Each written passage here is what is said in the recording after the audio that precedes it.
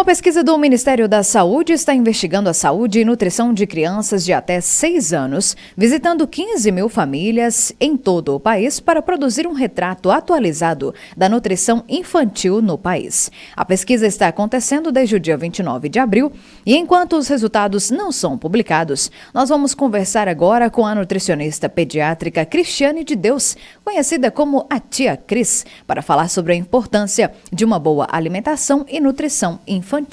Bom dia, Tia Cris. Seja bem-vinda ao estúdio Adilson Guimarães. Bom dia, Sabrina. Bom dia aos ouvintes. Cris, então vamos começar falando sobre a recusa alimentar que acomete algumas crianças. Para alguns pais, o fato se trata apenas de uma fase. Mas quais são os verdadeiros impactos dessa seletividade alimentar na saúde das crianças? Bom, Sabrina, a temida frase, né? É uma fase e vai passar. Infelizmente, essa fase não passa e ela tem uma tendência de piorar a cada dia, porque as crianças vão recusando cada vez mais grupos de alimentos que vai ter grande deficiência dos aportes nutricionais, e com isso a gente pode agravar doenças, problemas de intestino, imunidade baixa, e aí a gente tem uma série de doenças que vão acarretar aí ao longo da vida. E por que será que isso acontece, hein, Tia Cris? Porque quando são pequenininhos, eles querem provar tudo, né? E aí, depois de algum tempo, aí começa essa seletividade aí. Por que será que isso acontece? As mães chegam no consultório e falam muito. A criança, na introdução alimentar, comia de tudo. E, com o decorrer do tempo, ela foi parando de comer. Isso. É uma fase que, geralmente, ela acontece dos 18 meses aos 3 anos de idade, onde a criança ela vai começar a ter a sua independência alimentar. Ela vai conseguir decifrar cada sabor na boca, né, de acordo com as papilas gustativas. Então, a criança vai começando a recusar pelo sabor, pela textura, também por estar conseguindo visualizar os alimentos. E um grande erro que as famílias acometem muito, que na introdução alimentar, elas tendem a oferecer as comidas em formas de papinha, tudo misturado. E, a partir dos 18 meses, começam a separar esses alimentos. E, com isso, a criança começa a ver realmente cada alimento pela cor, textura e sabor, e elas começam a recusar. A gente fala que é a adolescência infantil. Então, a criança vai começar a recusar e criar sua independência. E cabe aos pais insistir por repetição, não deixar de oferecer esses alimentos para que não agrave a seletividade. Pois é, essa então já é uma das estratégias, né? O que mais que você recomenda para lidar com essa recusa alimentar das crianças, especialmente quando elas se recusam a experimentar esses novos alimentos? Como deixar os alimentos mais atrativos? É muito importante trazer a criança para movimentar esses alimentos, conhecer, explorar, tolerar, cheirar e brincar.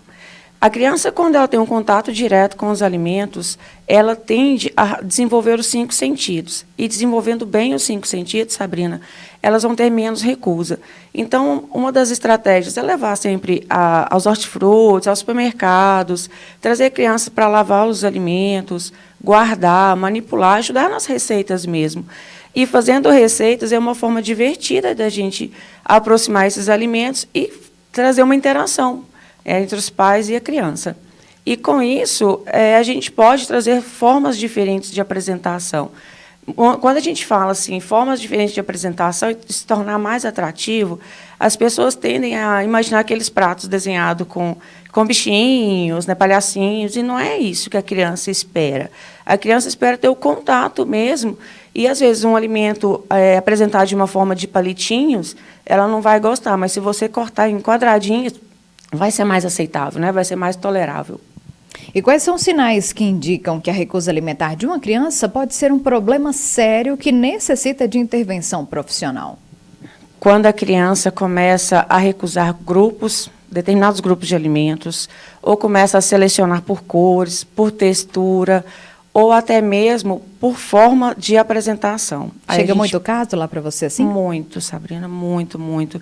As crianças tendem a ir por cartelas de cores, ou tendem a ir muito pelos industrializados, que hoje é uma facilidade muito grande do mercado, E o industrializado, ele não muda o sabor. Passa anos, anos e anos, aquele sabor tem o mesmo, aquele alimento tem o mesmo sabor.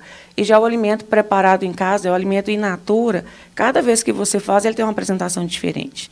Então, a gente precisa se atentar e nunca imaginar que é uma pequena fase que vai passar. E para a gente fechar, como os pais podem garantir que seus filhos estejam recebendo os nutrientes necessários se eles frequentemente recusam certos grupos de alimentos como vegetais ou proteínas? Inclusive, você comentando os industrializados, não tem nada de vitamina ali, né? Sim, industrializados tem muito açúcar, né, que inflama muito o corpo. A gente precisa observar quais esses grupos específicos que as crianças estão selecionando, né, estão recusando. Então, os pais precisam sempre estar fazendo exames. Infelizmente, não tem uma outra forma da gente garantir esse aporte nutreico. E está fazendo sempre acompanhamento com o pediatra, né, ver se a reposição de todos os nutrientes estão dentro do adequado, senão, infelizmente, a gente precisa de entrar com suplementos. Excelente. Tia Cris, deixa aí o seu Instagram para o pessoal conhecer, que eu sei que você é um estouro aqui no meio da nutrição infantil, né? Deixa aí para o pessoal conhecer o seu trabalho. Bom, minha página no Instagram é @tiacrisnutri. Eu hoje trabalho na Clínica Encantar e estou à disposição de todos.